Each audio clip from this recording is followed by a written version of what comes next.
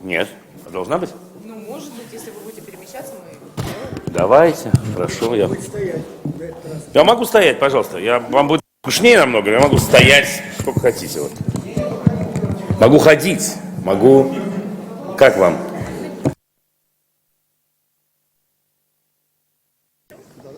Я чую потребности клиента. Так, да. Давайте, вам так будет оригинальнее. Давайте, конечно.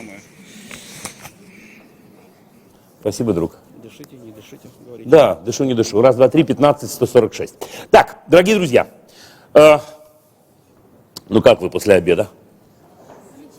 Да? Спите? Немного спите, чуть-чуть. Значит, смотрите, ну давайте мы поскольку более... Я скажу вам, во-первых, так, всю правду, у меня было 2 встречи с 2 разными группами, а можно чуть-чуть потише вот это сделать эхо, или это испортит вам все? Вот так, чуть-чуть, да. О, дай вам Бог здоровья. Да, у меня было 2 совершенно разные встречи, 2 разные группы, 2 разные темы, 2 разных ощущения и так далее. Но более-менее, тем не менее, мы дошли до одной точки, более-менее мы остановились на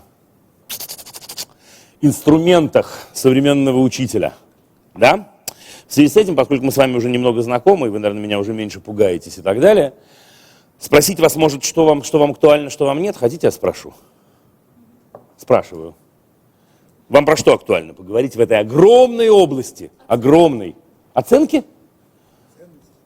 Нет, оценки, Даша говорит. Слушайте, ну оценивание, я думаю, что даже те, кто не знают про то, про мои взгляды, думаю, что уже догадались. Ну, хотите, я про это поимпровизирую? Значит, смотрите,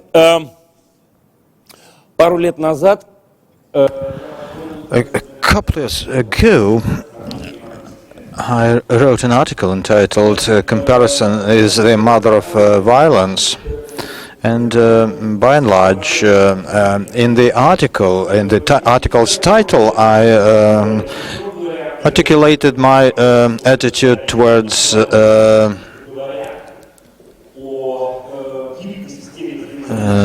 education, because speaking of the flexible system of interaction with students and teachers, we come to a point when we have to ask, who are the judges? And we come to the conclusion that it's us.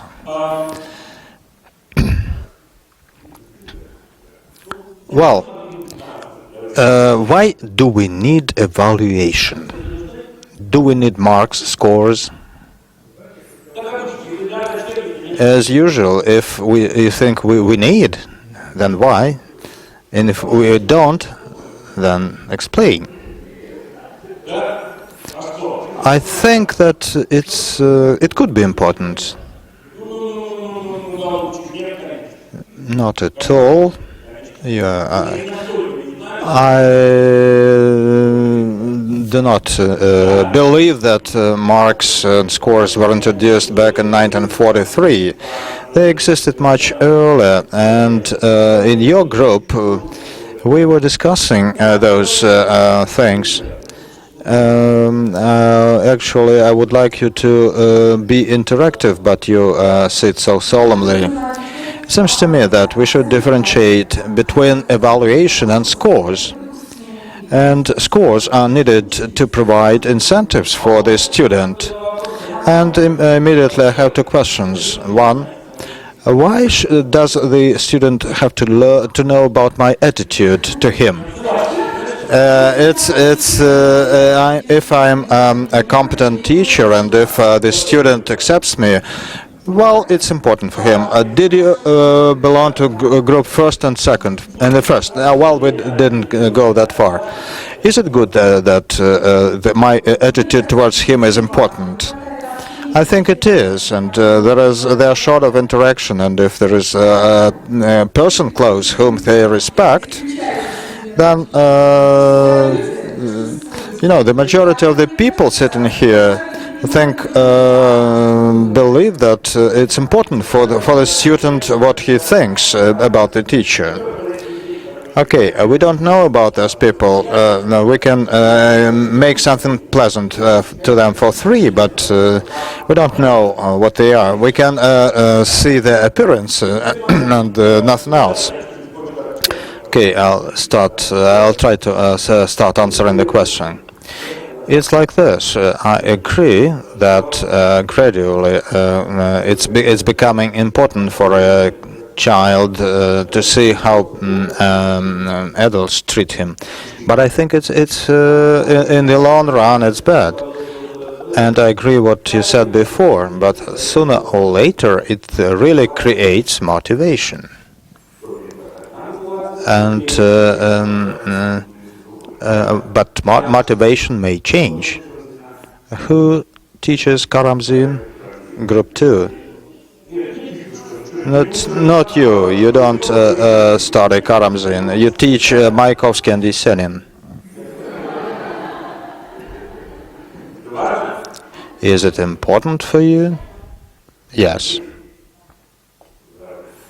Okay, Mike. Congratulations to you. So it's like this. It's true that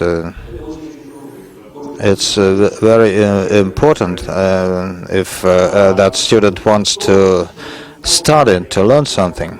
But some opposite things may also happen.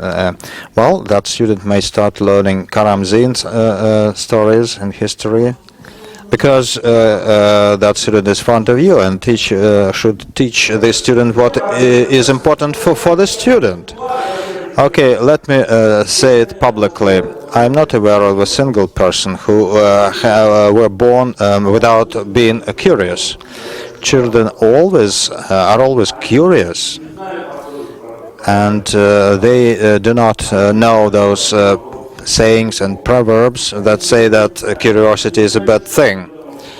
They do not know that somebody can tell them that you will learn that when you grow up. Now it's none of your business. Okay.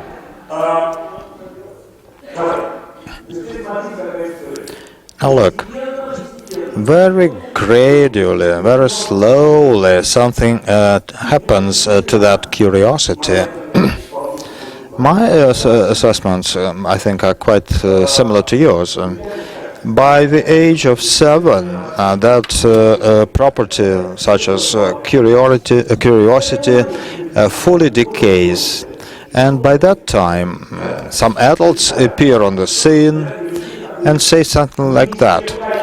Modern generation does not want to learn anything. They do not have objectives. They want just to play computer games, and they are not busy with anything. You cannot interest them with anything. And then I should come to you and ask, who is supposed to do that? It's us. We have taught them how to do certain things, and we taught them that curiosity is to be punished, and that some smart man and woman come and tell them everything and teach them everything and explain everything to them, and so on and so forth. So at this point of the nearly total destruction of curiosity, we should provide some new system of references for them, because they are small, they are not smart, and they just want to play computer games, although computer games were invented by the adults, but adults will never admit that they are also fond of those games, and then the story repeats itself. It's not us who are to blame, but it's the generation who are not curious, who have been crushed into mediocre. What shall we do? Shall we introduce a system of scores? And shall we encourage them to be curious and see why bottle falls down and not up? But they just don't want to, because they were persuaded for many years not to be curious. And after that, we introduce some methods of violence. And scores is exactly a method like that. And some people say that scores alone are not enough. We need to really make them dependent on us. And we should do it in such a way that their lives would depend not only on assessments and evaluations of all those who are around, but on the assessment on specific number of people. Well, when I come to school, and then the system tells me that the opinion of that woman or man should be most meaningful to you. Wait. It should be important for you, not something that you are interested in. You should not be interested not in the method you are using to acquire knowledge. You are not to be interested in some social events, but you should care what this woman or this man thinks of you. So, and motivation is totally ruined by that, because I don't know how I can live up with that. So that system of scores, that's integral part of the current system of references. And then, okay, so interfere. I think that woman should create the situation of success. Sorry, but I cannot help but respond. I offended you so many times today, I'll do it again. Successful who? Who's successful? Are you successful? Why not? And why yes? Aren't you Jewish? You ask question in responding to another question. What are criteria of success? Why will you tell me what success is? And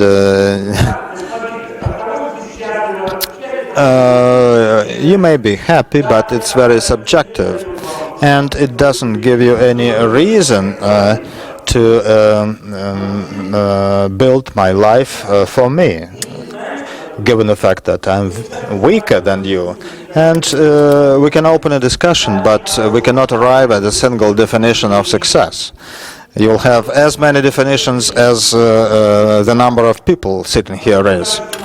And perhaps if somebody thinks that you don't have to study hard, but you should marry successfully, is it correct? And somebody can say that a success is sex, others say their success is adventures. You can have millions of opinions. How can you create the situation of unsuccess for me? I can tell you. And the matter is that I have terrible news for you.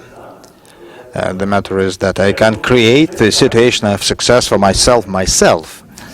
If you don't interfere, if you as teachers won't interfere, much better if you help me. And I can cope with that task personally, because in their hearts and basically people know what's good, what's bad. We think that if we don't tell them what's good, what's bad, they wouldn't know, but it's not the case. They know it. So, dear teachers, if you want to speak of how we can create the situation of success, you don't know what's good or what's bad for me. You can create conditions under which I find it interesting to explore world, explore outside reality, and while creating those conditions, you should keep in mind that my position, my place in your fate, my role in your fate is very small. And I could suggest that you would do quite opposite. And please be very cautious and try not to become a meaningful personality in the student's fate. My task is to allow that person to develop as a personality. I'm talking about myself. I know it only too well that I'm active, I'm bright, I'm charismatic, I'm experienced. I again know it only too well that if I start, lower your hand because my intervention will be long, and I know it too well that when I start speaking to a person who is less experienced, I have a power to convince that person. So that means that in terms of pedagogy, I'm supposed to defend that person from myself. And it's quite a paradox, but I think this idea is of great importance. That's the protection of the child from a teacher, from myself. So I will start defending and protecting that child from myself. And there is another reason for that.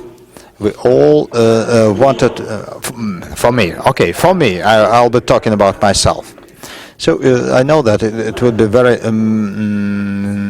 important for me to be meaningful for that child. It's easier with children than with adults because their level of trust is much higher. It's one. And secondly, they are much more dependent on us than others. How can you make them dependent? Well, we spoke of the system of scores. Well, okay, so it's up to me that I can really make trouble to you, and I can really spoil your relations with your parents. And I was telling to Group 1 when I had trouble because of that when a student. So, and it's very hard, very difficult not to use that force and that power that we have. But part of our profession is not to use that power quite consciously. I cannot beat anybody just because I'm strong. That's the basic of morality. Okay. Микрофон включите, пожалуйста. I remember how one personality said that we would take another path, but that gentleman ended up quite badly. He was Vladimir Lenin, and for 70 years we had been traveling by another path, and I tried to see how different you are from us, from traditionalists. You are no different because you didn't allow me to speak.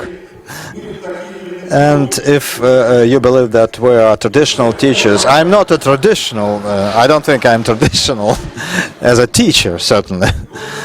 My sexual orientation is traditional. But, okay, you will continue, but one intervention. You say we.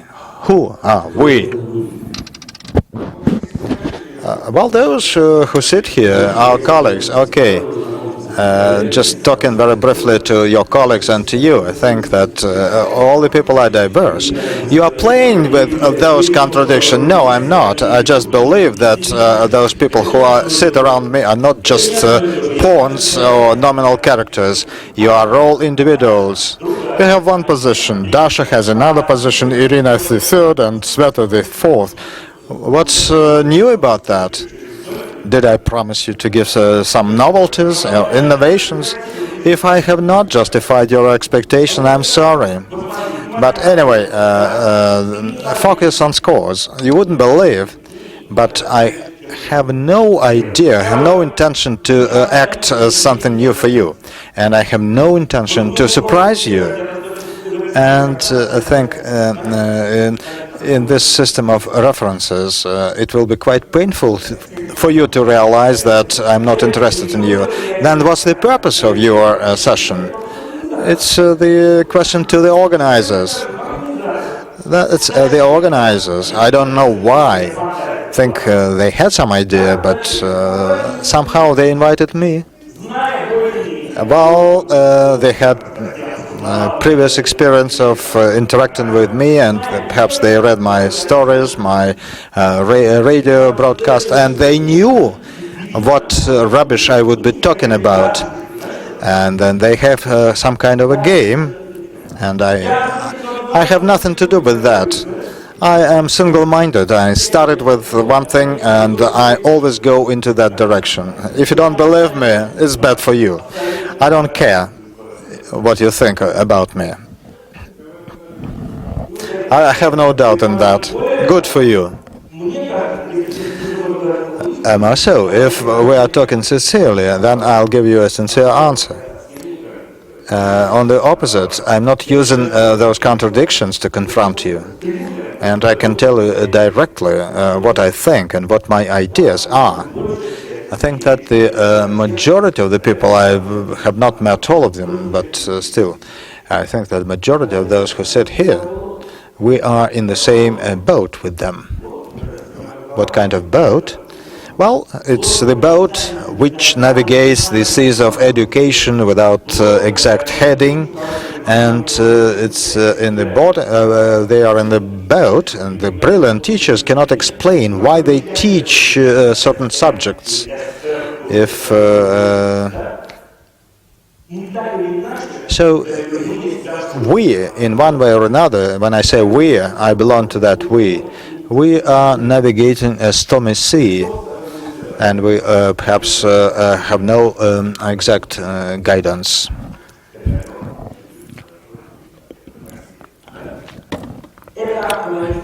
So, to say that that's the way our fathers did, and then we will do it also in the following way. Arkady Raikin, the comedian, used to say that my father, Sidorov Elder, wanted to beat Sidorov the Younger as a goat, and I suggest we take some other way and let us think what we really want. You. Forget about system of education, forget about the state, just think of you. Why am I doing so? And I can tell you very sincerely, because I think I belong to the humanistic pedagogy, as Jesus Christ say that the paradise, the heavens, is inside you. It is inside you. We can try at least to listen to ourselves, understand what it is all about. And then, if we do so, perhaps we will have a chance that students will also do so. And the price, well, they can tell you that, I think differently, I feel differently. The next level of price that we have to pay, if we eliminate the system of scorings, but it will be replaced by something different. That's the system of human interaction, and that will help us to master any materials, multiplication table or asset production.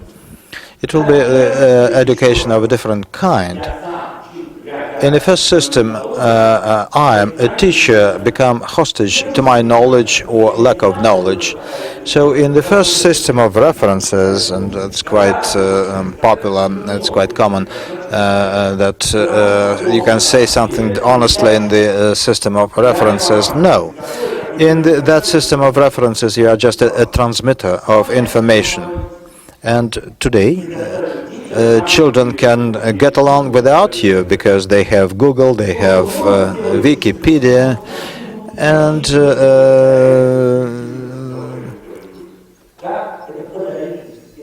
but what you can really do is to present them the system of human interaction. That's the framework through which they can really master the world, and but you cannot evaluate that system. And as the moment I evaluate that, it collapses. If okay, so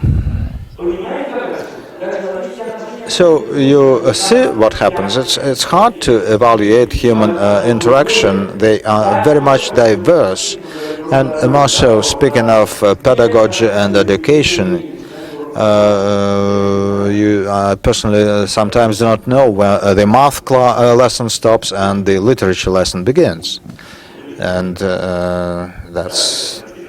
Do you understand what a context-based education means? Very roughly, very briefly. Okay, let's start earlier. There was a postmodernism, Derrida, the world as text, something is flowing into the other. So the context-based education means that it's hard to draw a boundary, a demarcation boundary between one subject and the other subject.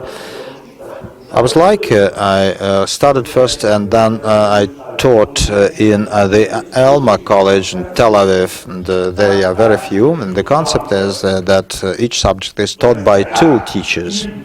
So they keep standing and teach.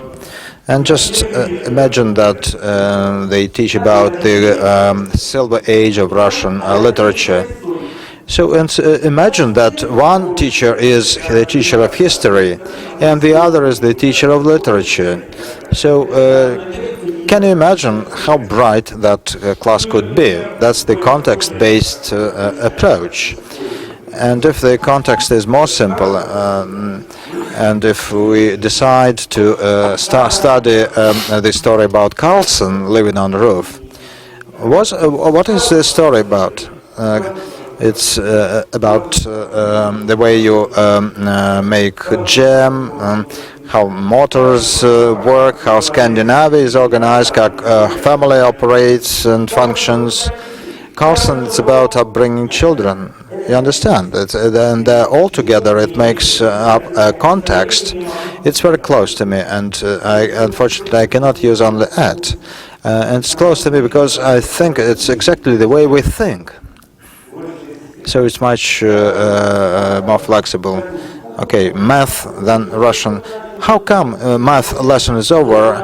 I am inspired at the lesson. I would like to study it more. But no, it's a break, and after a break there will be the lesson of the Russian language. Okay, go ahead, please.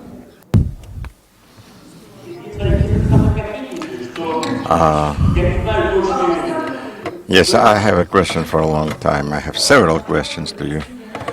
When last time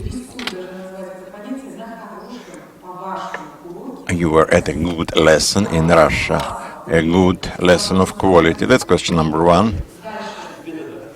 What would you get out of it? Do you suspect me of something? Okay. I was 2 days before at a good lesson, but I don't know what you get out of it. Then, but you said that a teacher, a child, in fate of a teacher, plays a very small role. I can repeat what I have said. I've said something else. He plays a very big role. I mean, a teacher in the fate of a child. And I want him to take a smaller place. This place should be personally different. I will explain my idea to you. If you want to accuse me of something, then just go for it. Your question. I have already asked my question. Again. Okay. A teacher of quality, characteristics, features of a teacher of quality, a modern teacher. That's your topic. Yeah, that's what I'm discussing. Okay, then put things in order. What is more important? What is less important? Okay, I don't lie. I don't lie, and I'm not going to make comparison. Like I cannot compare movies, sandwich, sky, and so on. Just make a portrait, or maybe it's yourself. Okay, leave me alone, please. Pull me out of this equation, but actually we are moving in this direction slowly. Remember professional features which I already mentioned. I mentioned, and I said it and will repeat it again, this is someone who knows how to protect a child from himself. And this sounds paradoxical enough, but I have to tell you that our influence is too big. The system provokes even the larger influence. A professional person knows how to say stop to himself. Now, story number one. This is someone who does not assess, but he takes the person the way he is.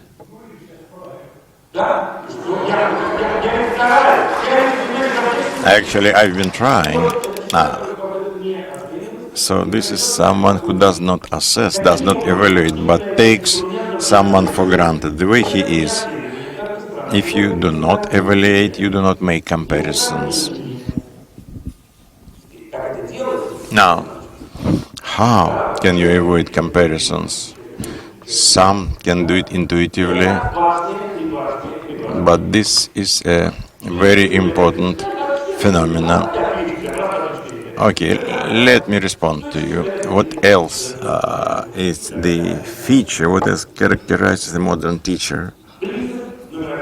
Principle number 3 or number 5 is the principle of subjectivity. I don't know whether you gain something on that. What is subjectivity? What is the difference between subjectivity and individual approach?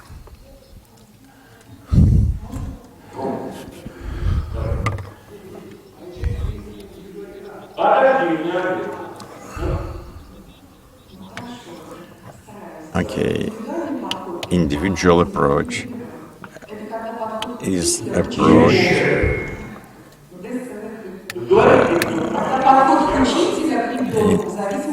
that's approach of a teacher to a pupil depending on his capacities, and subjectivity approach when I am here a pupil with his life experience and his needs,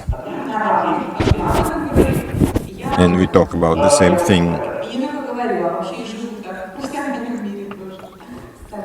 And that's how I live professionally.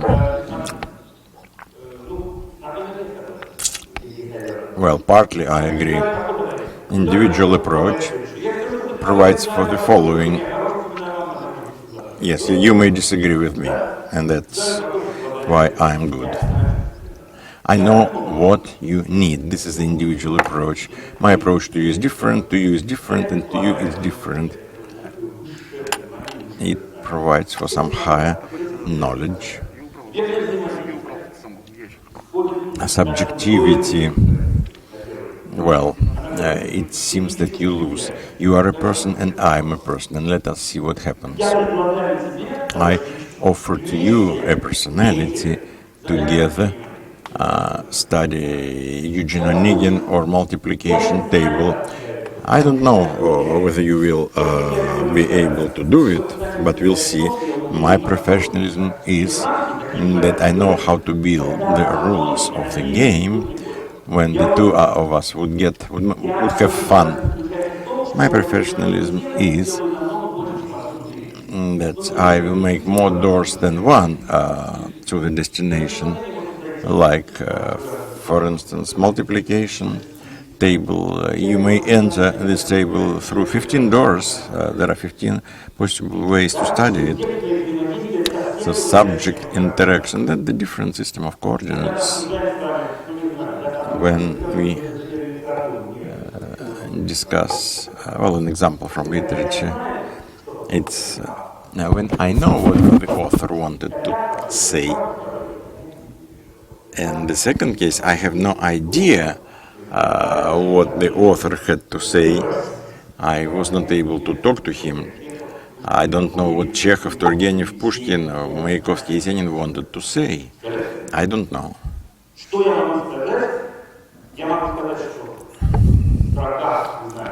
Well, I can say that in Yesenin lyrics, for instance,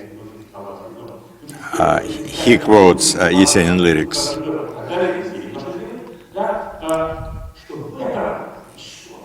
Well, I can say that there is something that stiffens my blood.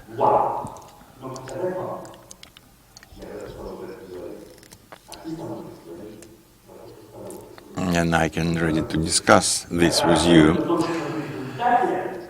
So, as a result, we may get a feast of learning, but this should be the moment of truth here. And you should believe me that I have no idea what Yesenin wanted to say in his poem Pugachev. So there is some sort of cognitive dissonance. A teacher should know how to find the way out of this situation. You should close the textbook Understand? Subject interaction implies that I don't know whether you need a table of multiplication in your life.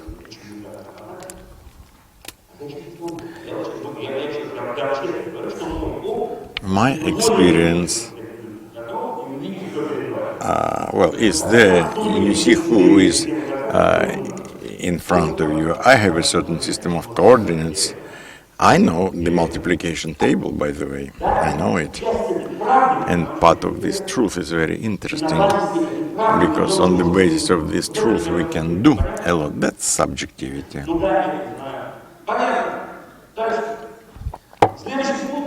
Next item.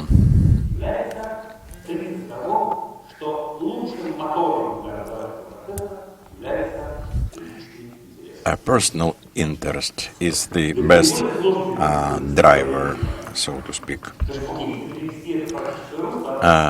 Practically speaking, a teacher would be someone who knows how to trap someone for the personal interest. What is the personal interest? What we have in mind, it's not the interest to you or to your subject. My personal interest is in something else. That's the interest who lives in me. For instance, I come to school. In front of me there is a charming young lady. That's my interest, to interact with her, to talk to her. That's my interest.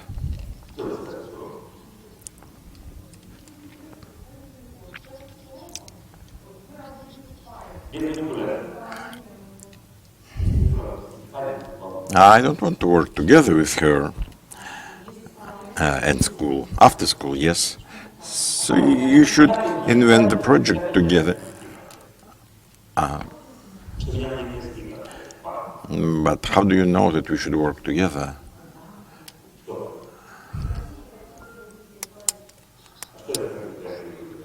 If I am in love with her, there are similar chances that I say yes and I may say no. Okay, that's a different question. I understand, it's a different question. A personal interest of a human being is his involvement in the process. The reason may be, any reason. We talked whether children want to go to school or they don't want to go to school. There is a very simple answer: how to make them go to school, how to make them want to go to school. You should develop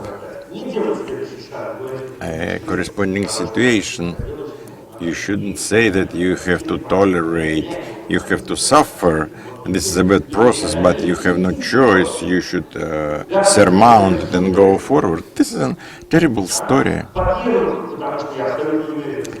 because I'm sure that the curriculum and the learning process is different learning. It's one of the most interesting actions in life.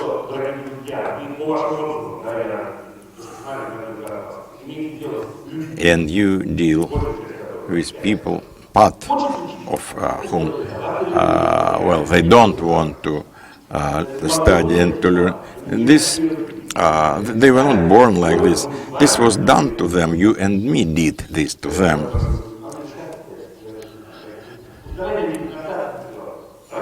Let me try to reach the end, and then you will ask your question. That's about personal interest. This personal interest is a very strong engine. Next, the most important factor of the learning process is the choice. Without choice, you can't teach anybody today. Many of you tried, and many of you think that you succeeded. I think that you can't succeed without choice. Today, you can't teach without choice. And this choice should be structural from beginning to end. And you are to be allowed to enter a lesson or miss the lesson. And you should have a choice of 3 or 4 activities in school. And then inside the lesson, you should also have a couple of doors. Theory of relativity, for instance, and for somebody else will open another door.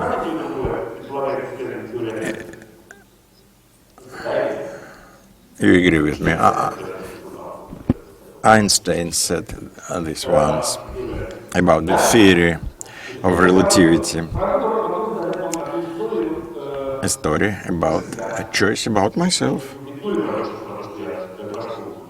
Well, I was criticized that I talk a lot about school. I'll tell you about myself. A year ago in my school, we noted that our children do not read or read a little.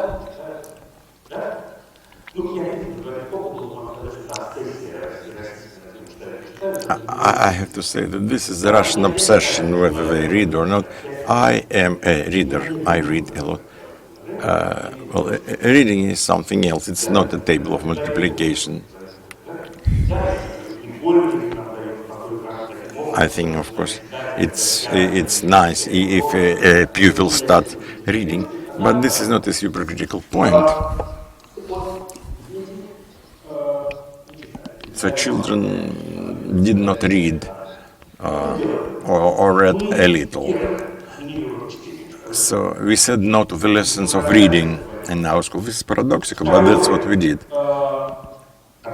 We canceled them. Then we opened the library officially. Then we said that you may visit this library anytime, regardless of whatever happens at school. Even at the lesson of math, you raise your hand and say, I want to go to the library. It's up to you. In the library, you can do everything following just one rule. You go into the library only with empty hands. You can do everything, but your hands should be empty.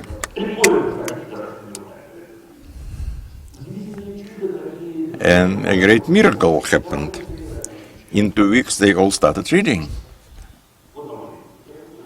That's the principle of subjectivity, principle of personal interest, principle of choice. They don't read like this, hitting the posts, but they read more than other guys of the same age.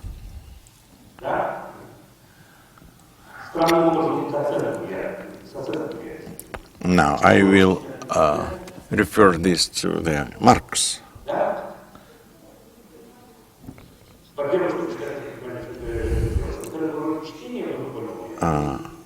Lessons of reading are humiliating. That's what I understood. Do I have to explain this? Okay, a lesson of reading. Not literature, but reading. You read like this, and the other one listens.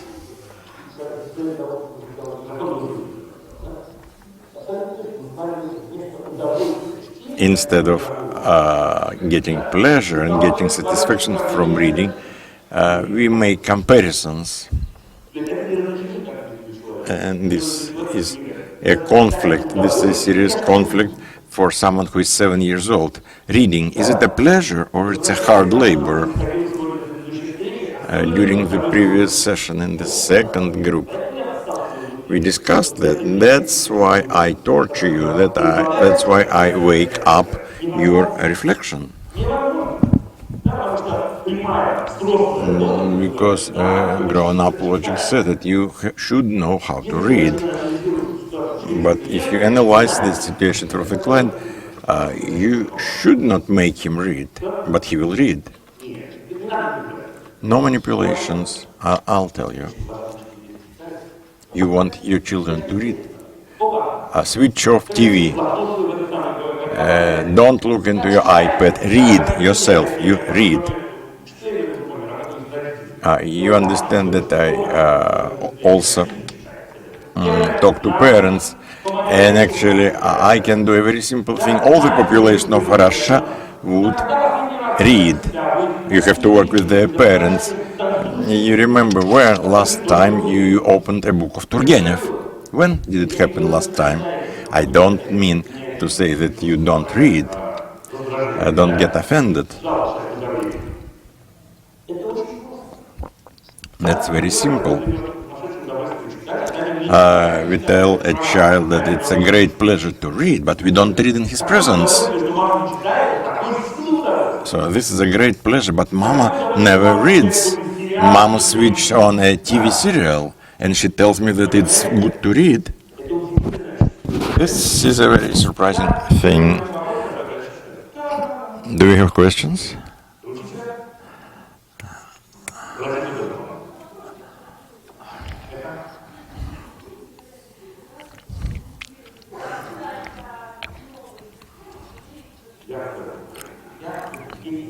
Okay, if children do not want to read, if they are burned by the system, if they know that it's bad to learn and there is no satisfaction in it, this is not a simple situation. This situation which requires reloading, and we should start it from ourselves. I mean, this reloading, I have to translate to a human kind of any size. I take you the way you are, and you have the right not to study. If I am clear enough, I need to catch his personal interest, his ability to interact with me on the subjectivity level, and this takes time. A simple example. A year ago, a young man came to our school. He studied before that in a very high-rated school, competitive. The idea is who is better, who made the better project, and who got the higher mark. He'll spend 4 months to understand that it's all the same to me, whether he won someone or whether he lost to someone. And he himself is of interest to me. You can't imagine how difficult it was for him to grasp this situation. He tortured everybody. He shouted. He did everything for us to see that he is there. And we said, we see you already. You may behave the way you like, but you are quite bright. You are noticeable. He ran to me. He said that I only gave a lesson to a small group. And I said, what? And I said, yes, I gave him a lesson. So I asked, what about you? Did you like it? Because at this particular moment, he wants to be liked by his teacher. He starts existing only when an adult tells him, now you are a good boy, now you are a man. But this is awful. This is something that breaks human relationships.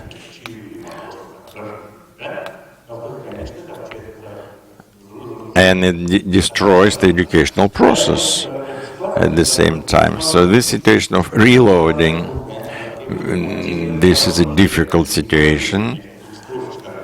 I cannot tell you now how to make it step by step. This is a long story. And you are to be supported by the whole collective. You can't do it alone.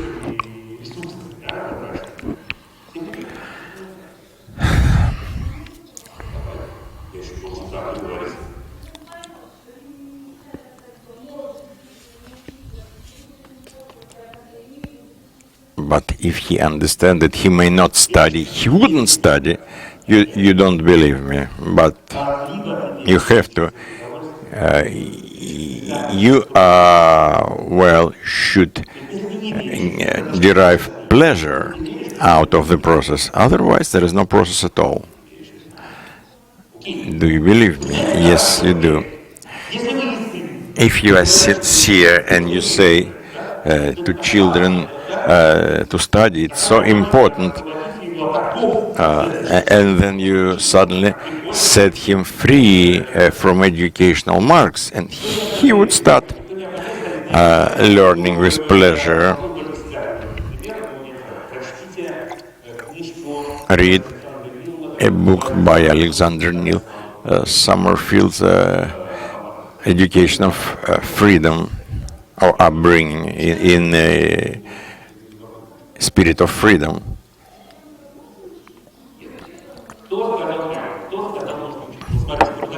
No, I didn't say that you shouldn't study.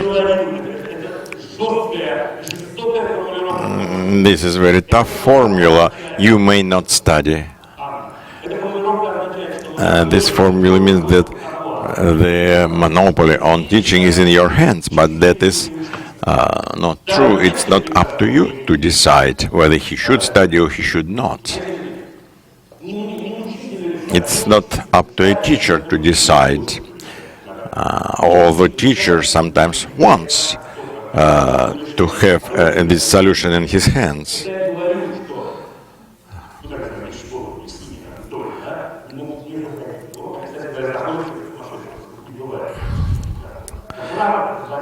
Well, in our school, all our students, they visit our lessons because they like it. But it's up to them. It's up to them. This is enormous value. They want to talk to a teacher. They want themselves to study a verse, to learn by heart a verse. This is an approach from the difference. It's not when Anya says you go and learn it intuitively. I have a question. How come Anya, does he know what I'm really interested in? She's not a goddess, so she doesn't know. Or Anya is lying, which is also bad. So instead of it, we have a subject interaction. I am Dima, you are Anya. I am small, you are big. But it doesn't matter. We do not use formal approaches. You are a professional and you know how to build a process. I have no idea. I am a child and I don't ask question why one person may switch on merry-go-round and the other one doesn't. So a teacher uses a map of personal influence. I may influence you. Formal question. Well, it's about a lack of assessment, lack of evaluation. But how can we do without marks? How about getting certificate about your education? Okay, I'll tell you.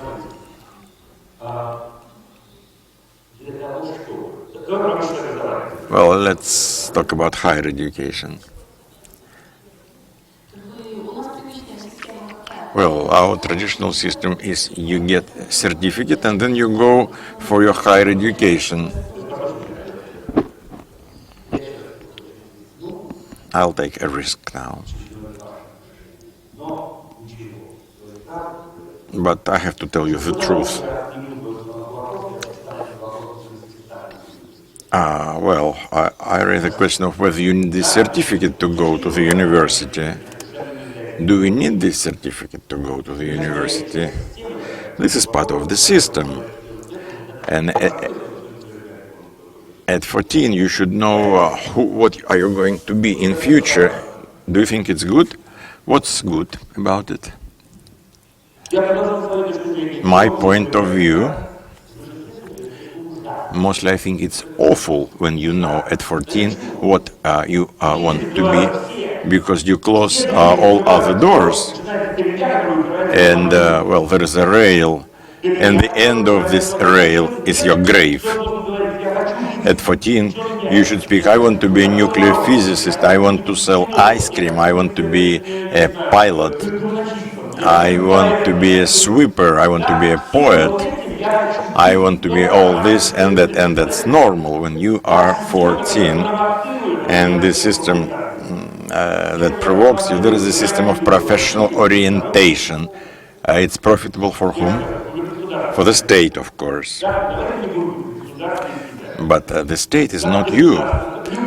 Any state, not only Russia, any state is good when someone knows his way at 14, where he is going.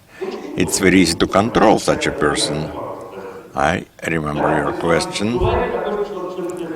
At 14, you may know, of course, what you want to be. But nobody said it's so good. And any rule has exceptions. So I'm not sure that this is a very good value if you have your certificate and go with this certificate to the university. It's not necessarily to get higher education in Russia. People travel around. You've heard about it. They travel from Germany to Norway, from France to Great Britain, from Poland to China, from Russia somewhere else. People travel, and it's very good. I know about abroad. I have this idea in mind, but still they demand your certificate. No. Yes, I have tried it myself. No, I tried a lot, and I still continue to try. Okay, let me give you a protection or promote you.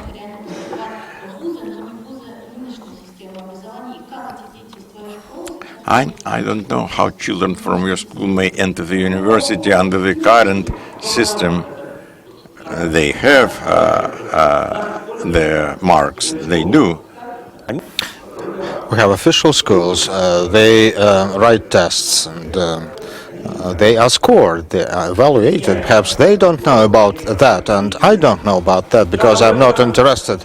But this year it so happened that one family moved to Moscow, and they had scores and certificates to continue education. I went to school, and we got an official paper, marks very high, and that was that. It's not something that is substantial.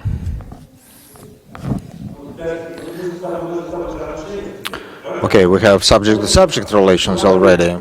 Tell me the truth. Will you answer the question how they perform only with the help of scores? If you ask me, Dima, how can you sit? And I will tell you that I sit on a satisfactory mark. You say, no, you sit not correctly. I don't understand. How do I breathe? 4 and minus. Well, what does it mean? You ask if there should be feedback. Yes. It's a skill of the teacher to have feedback. But scores have nothing to do with feedback. Okay, I raised the point of private sexual relations, and if I want to influence my partner, what system of references would I make use of? First system, it's hardly a satisfactory mark. Second system of references, darling, it's great, but I'd like to try something new. Which system can be more successful? It's the same, and scores have nothing to do with that. Scores do not matter, and scores would kill your relations. While if there are no scores, those relations can be established better and develop. Since if there are scores, that would imply that you are superior and the student is subordinate to you. Okay, let me finish children get feedback, and teachers get feedback, and so happens that I'm telling you about the school as though it's the only school like that. It's not the only one. There are many schools like that in the world. I'm not saying that it's the only way, but I'm telling you about that because I'm telling you about advanced teacher. So that's why I'm referring to that. How can I get the feedback? In a conventional school, quotation marks, and conventional schools are also different. Feedback, apart from scoring, the feedback is achieved also through the meetings of with parents. And but I think that parents' meetings destroy the feedback. There should be a dialogue, certainly, and there should be dialogue involving children, teachers, parents, principal, but that's an intimate dialogue. And in the dialogue, it's not appropriate to tell someone's mother that your son is bad, your son is fool, and it's terrible. I don't think that it's correct, pedagogically correct. I got myself in such a situation when a teacher wrote to my mother that I was a fool. Okay, so, but in mother or father presence, it's very shameful to say that you performed bad. A child comes with parents, with very closest persons, and we put him on shame in front of the parents. Who can really give the feedback to the process in the first place?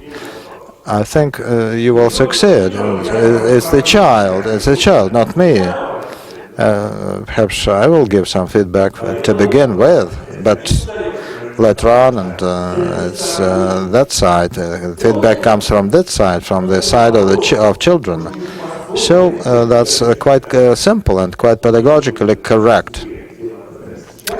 That's where we were with the student in September, and where we stand in December. What happened within this period, and perhaps something critical happened, and that's really the story that can be told by the child only. And if he trusts me, he will certainly tell me the story, and I'll get that professional information for me. Another requirement that I have to meet is to see to it that the child tells me the story. Because I can say that from my perspective it has not been quite a success, and I can offer the child to do something in a different way. And at parents' meetings we can really cast our views not only retrospectively but try to look ahead. Let's see where we would like to stand in May. And the scoring system does not matter here. How can it help me if I try to compare my performance with that of Sergei or somebody else? Okay. Did I answer your question? Next. Well, it's quite interesting, but perhaps my question is quite simple. But how can you apply that all in specific conditions of average schools? Since teachers are required to put scores, to really evaluate children on a regular basis with the help of scores. Okay, I can give you a fair answer. It took me very long to come to the point when I have a right to speak what I want to speak. If you are not satisfied with that school, change it. If you cannot change it, leave it. if you cannot find a school that satisfies you, open your own school. The law on education in the Russian Federation is one of the best in the world. I'm not kidding. That's a great law. The law that allows any person sitting here to open a private school tomorrow morning. That's my strong answer to you. I can give you another answer. It seems to me that perhaps you now understand my system of opinion. I think it would be very good for the country if 1,000, 2,000, 10,000 diverse schools are open. And it would be great for the people, because people will really have a choice. And diversity, it's great. There will be various schools, open schools, and then somebody thinks of some other type of school opposite to mine, and okay, you are from group 2. Okay, I apologize before those from group 1, but I would like to repeat something I said before. I have a program I revisit every year.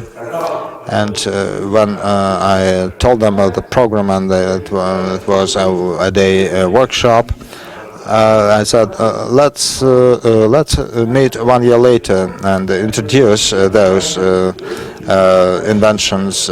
So when we met a year later, only about 5 people out of 100 were not allowed to introduce those innovations.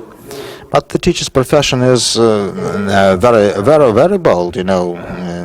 You should really try, or you should dare doing some things. And from the standpoint of pedagogy, I'm romantic because I don't understand why are you working as a teacher if you are not allowed to work as you want to. Because that's the profession that requires utmost attention and effort and a lot. You can really be deformed as a personality. And I'm a romantic, and I believe you are romantics too.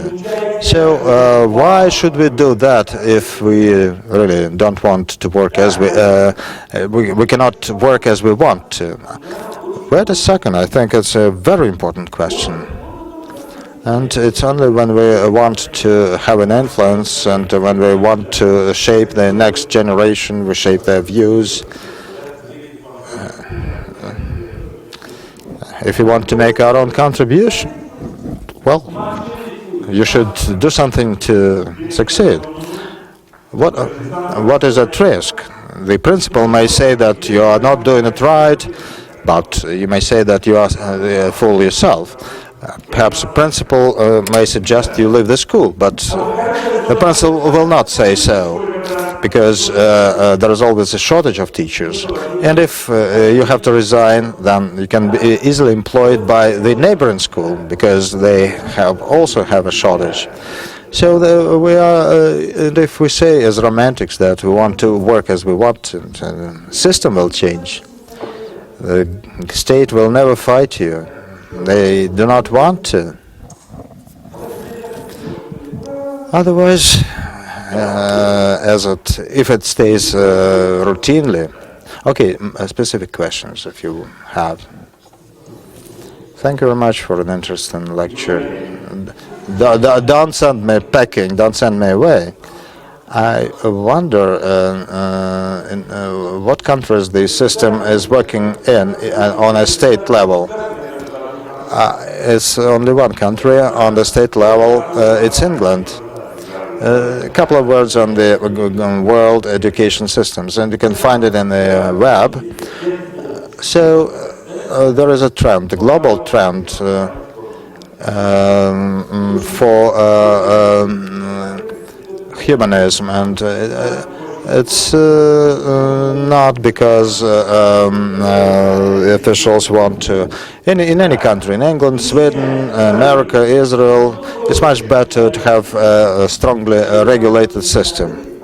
But as time passes by, it appears that it's easier to live for the people in a state when there is no closed boundaries, but there are open boundaries. It's easier to live in a country when you are not told what kind of ice cream you should eat. And it so happens that if the society is free and open, the government is relieved from many headaches. But similar things can apply to schools. School authorities are not prepared for any tough, rigid system. So what's coming to replace that? Those are the more or less open systems. What does more or less mean? And if we speak of Western Europe, it's hard to imagine a school where students cannot choose their subjects. And it starts in grades 5, 6 and so, at least minimal choice. It's hard to imagine a system of references where the scoring system is closed, and this closed scoring system is as follows. It is in Russia. It means that there is a certificate, and in that certificate you should have that average scores. But like in Israel, there are 5 mandatory subjects, still 5 mandatory subjects in Israel. Literature, math and English. And if I want to be admitted to a university, I have to pass math, literature, but I can study them at 5 levels. I can study math on level 1, and my education in math will end on the level that you suggest to start from. And I'll pass that test in grade 8 and forget about that. But my certificate will read that math level 1 scores 100. But if I would like to major in math or physics, I will apply for level 5. I will be very smart. I will be awarded a Nobel Prize. Level 5 scores 100. You're welcome. But in England, what did they do?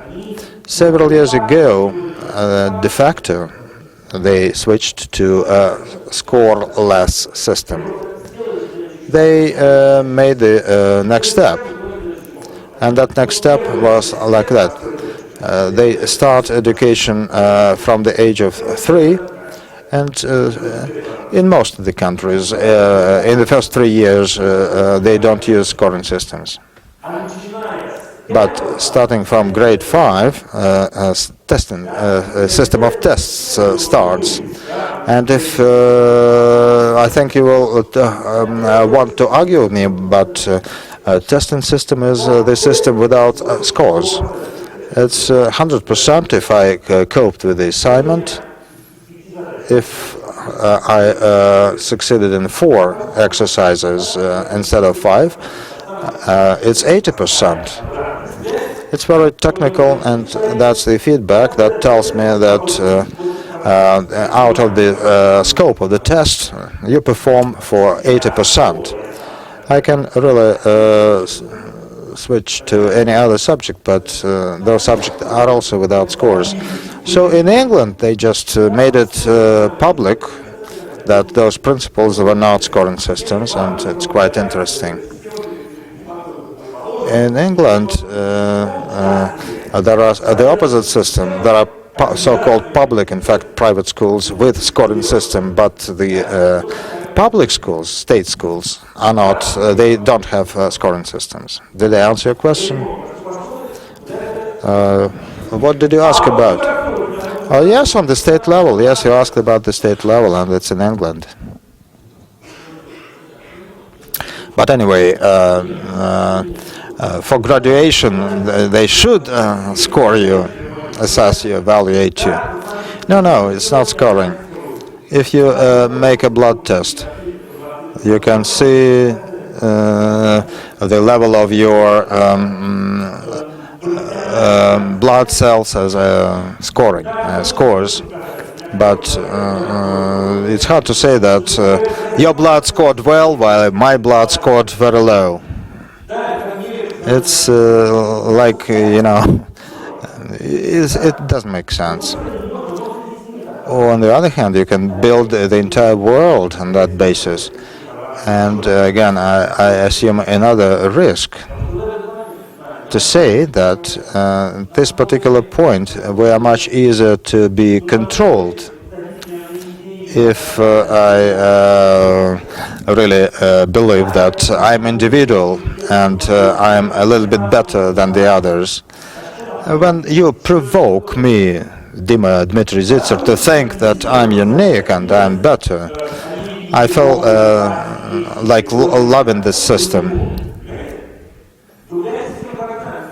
That's the different system of references, and this particular moment, Dima believes that he is really great. It's because internally I think that I am. I have two questions. First, do you manage to succeed with all your pupils? Yes, but not perhaps equally well. Then, if Zicer replaces Livanov, who is Livanov? He is the Minister of Education. No, I cannot be the minister, because if I'm asked the first thing to do, I'll say no. No, I am a foreign citizen and I cannot be a Russian minister. So de facto and de jure are two different things. The other thing is that it's very boring to be the minister. But hypothetically, if I were a minister, I would liberate all principals of schools. I would delegate them unlimited freedom. If we believe that our rectors of universities are honest and decent people, and if we believe that without Minister Livanov they can determine who they can admit, do you agree that can be independent? And if you agree, at the same time, you should agree that the principals of schools should all be liberated. Because the moment schools are liberated, there will be great differentiation between good and bad schools.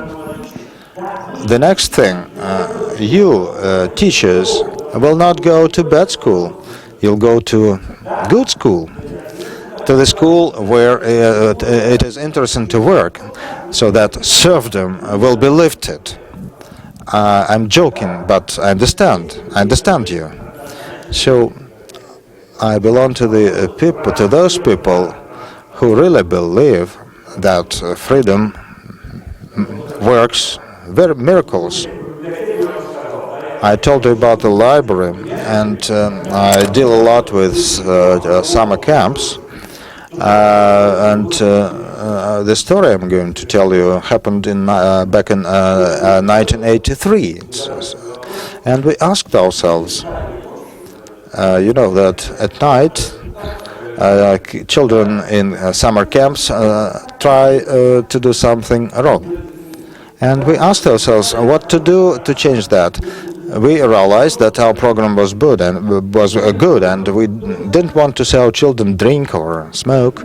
Do you imagine what we did? We really abolished the night call and introduced the signal of silence. And that signal of silence means, when it is sounded, it means that everybody is to keep quiet if you don't want to sleep, but you don't have to make noise. And by some miracle, there are some people who say that I spoiled their childhood.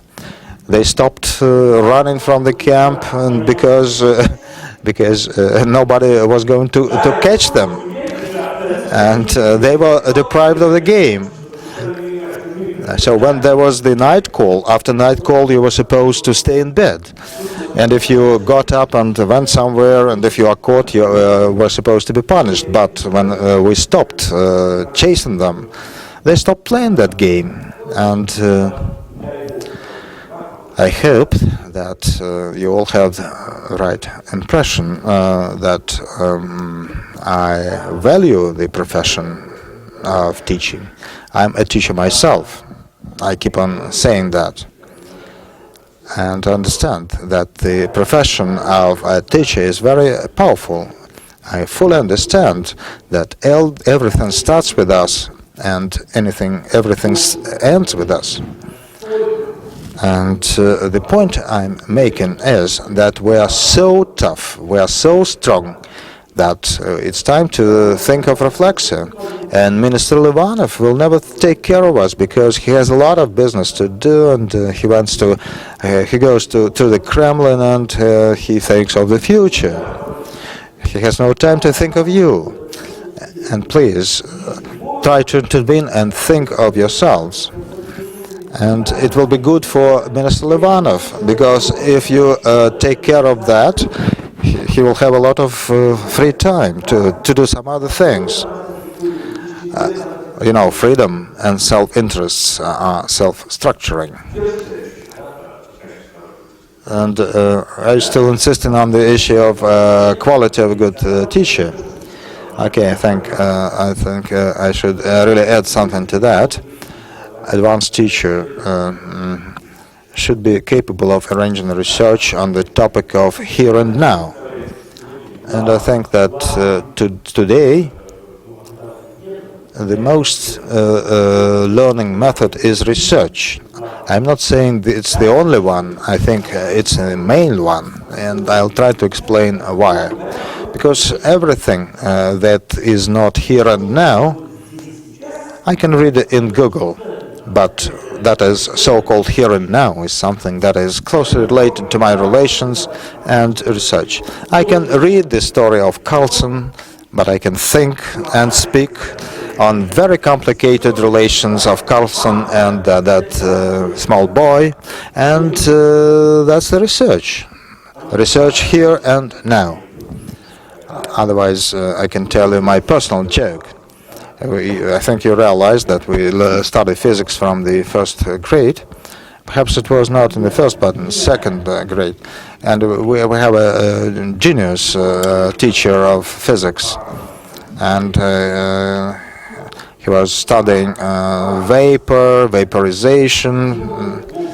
There was some test tube on the table. I think you know what I mean, some pipe, some drops of fluid, and at the end of the test tube, together with the steam and vapor, the tea is blended, and that teacher bought a number of cookies for that tea. And I'm walking across the corridor and meet the boys first. And I asked him what they did at the physics class, and said, okay, there was a lot of vapor and condensations, blending, mixing, and the outcome was great. Then I met girls. I asked them the same question, and they said, we just had a tea party. That's all. That was really the story. Both cases, there was research. They came to some conclusions. They said something. I think that's really what is valuable. That's my apprehension of the quality of teaching. But there are some additional tools too. It's good if your rhetoric is good and if your voice is strong and audible. No, it will not work. I cannot see a switch.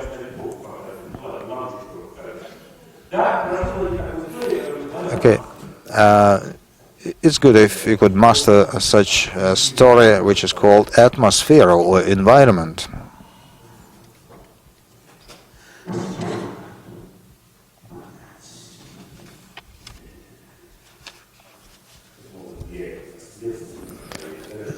It's very important to understand how sound, light can impact teaching process, and because some teachers, not you, say on Mars, they start their lesson with the following: close your mouth, look at me, and sit down very calmly.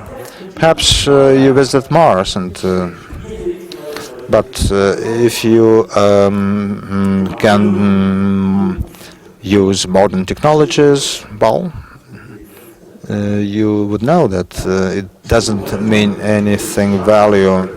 It doesn't mean if it is noisy or if it is calm in the room. Noise. What does it indicate? If it is noisy, not interesting. You're a funny crowd. Even that when you are interested, you keep quiet.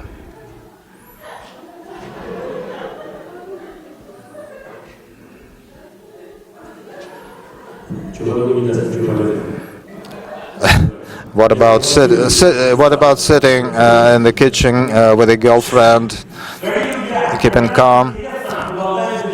Dear friends, when we are interested in something, we keep on talking, we keep on chatting. There is a continuous chat. And it's a very rare case that you are so much interested, say, in a drama theater, when we sit with an open mouth. So, what's the use of shutting down the switch at the beginning of the lesson? And if it is noisy, there is a rhetoric question: why are you shouting? Aren't you interested? And they say, yes, we are interested. Okay, so you might have noticed that I've never raised my voice talking to you. I don't want to be understood as a person who wants to be smarter than you are, and that's a very first important thing. I cannot tell you the entire story, but please think of something that you do automatically. Silence in the classroom means that it's not classroom, it's a cemetery, graveyard. And I wrote an article on the component of being a child is that children are noisy. And I can quote myself. My article starts from the story about the turtle who sings and calls upon the children to be noisy, to be sound and challenging. Don't you think that when you ask your children to be silent, you should, or you will shut down specifically those qualities, those properties? These are the qualities which teachers switch off pretty often. If you laugh without reason, that's bad. If you cry, that's also bad. But you should laugh and cry without any reason.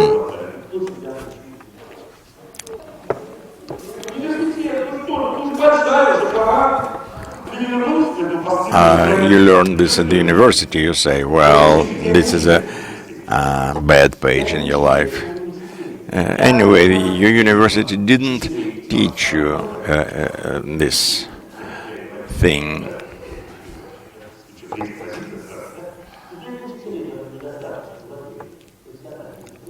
Did you meet teachers who were not professional enough and they shouted at you, close your mouth, or give me a diary, or invite your parents next time, or go out of the door?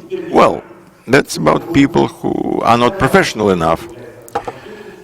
So if you think that the silence is of great value, to establish the silence at the beginning of the lesson, you should remember the situation when we enter some room, some bar, for instance, and there is a piano playing there, and the light is dimming. 99% close their mouths. So is this the value? Is this the real value for you? cut down the music and cut down and dim out the lights. And that would be the end of it.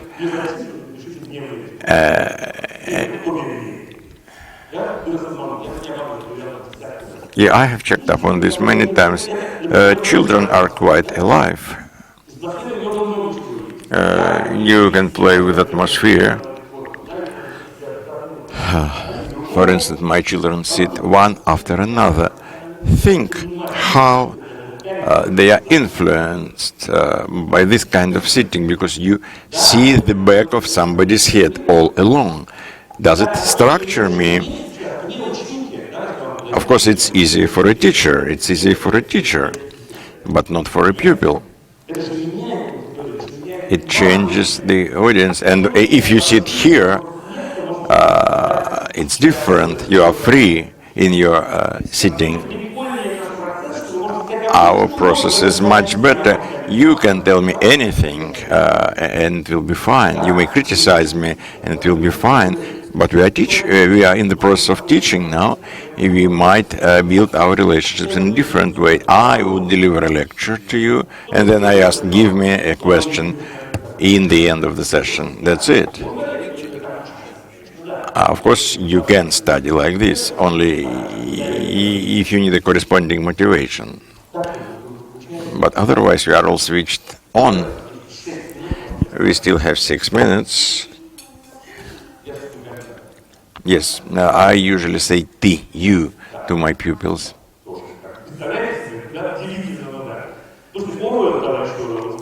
Orwell said all enemies are equal, but some of them are more equal than others. I am not a fan of this idea, but you, ты, вы in Russian, ты, вы. Well, we say that there is a Russian saying that you talk to a child, ты, and the child talks to you, вы. That's not exactly true. There was a strange system of nobility education, and everybody talked to each other, вы.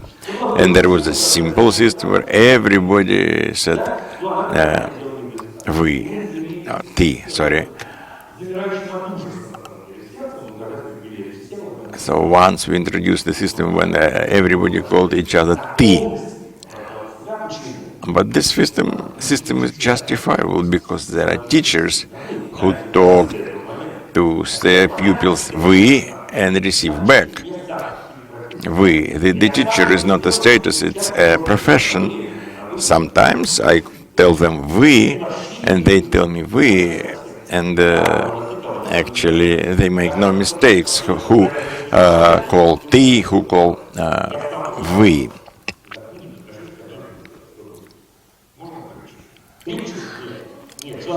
It's a small fairy tale.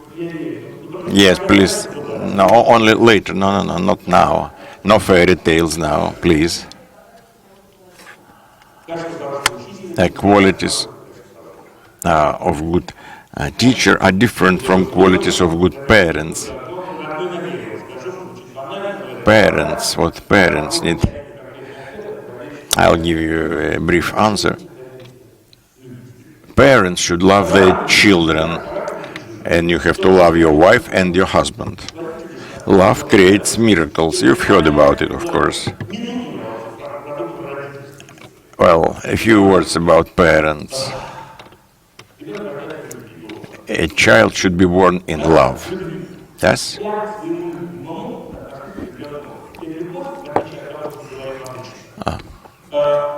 And love is a specific thing. You manifest it somehow. And how is it manifested?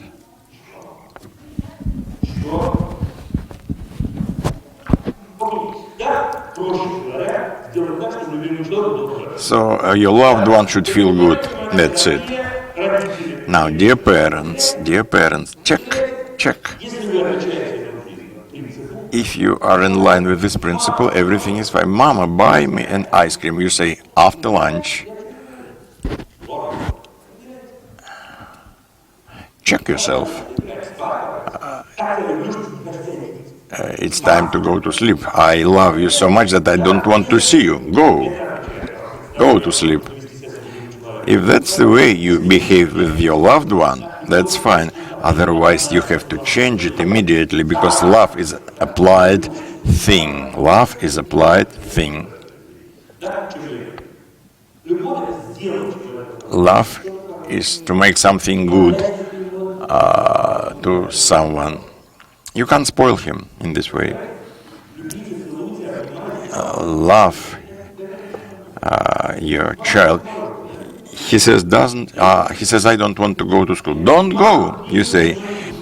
He asks for something. If you have money, buy it for him. I've been dealing with that. Why do you have to buy an ice cream to a child of 5 or 6? Why? Because in 20 years you will ask him for a glass of water. So buy him an ice cream now. In 20 years, he will not give you a glass of water. And the simple way.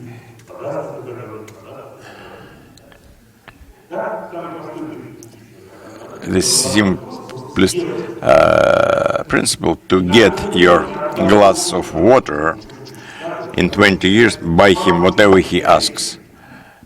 Mama, buy me a Chupa Chups. And the mama says, I have no money. This is crazy. She has money for Chupa Chups.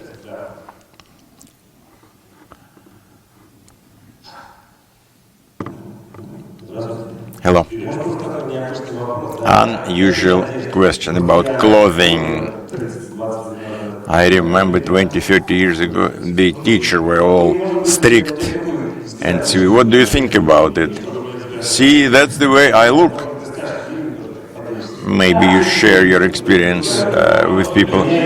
Okay, people, I'm telling you, my purpose is still to make them happy, to make them harmonious, good with themselves.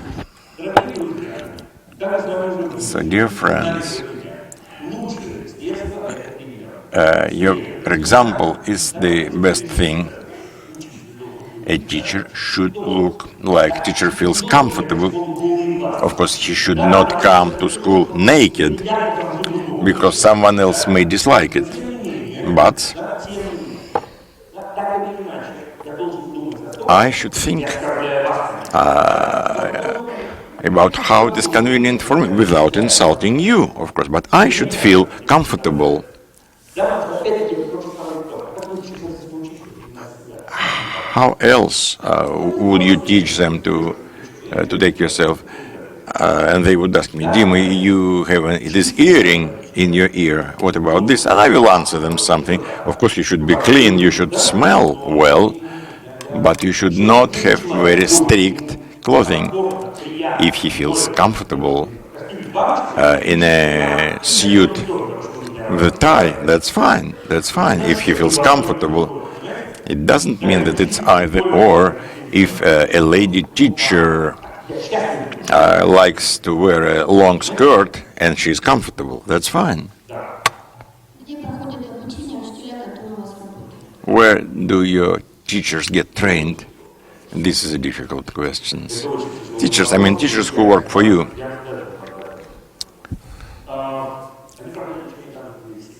Where everybody else, they are trained where everybody else. Ours is a very young collective.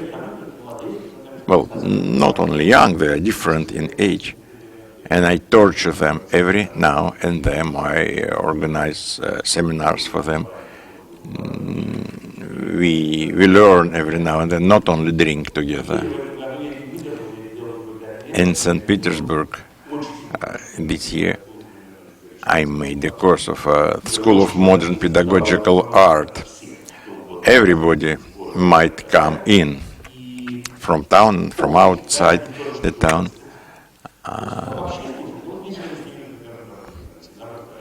We went to a seminar to Israel last year. It was very important for me. They see how it works. It's not me that is a special freak. It's quite typical for schooling in Israel. This may sound strange to you. what I tell you about system and myself. Well, such schools, they have an enormous territory, and children from 6 move around this territory, and nobody observes them, and they don't break their legs, and they pass very good exams. Okay, we have to finish. It was, as always, very interesting with you. Thank you.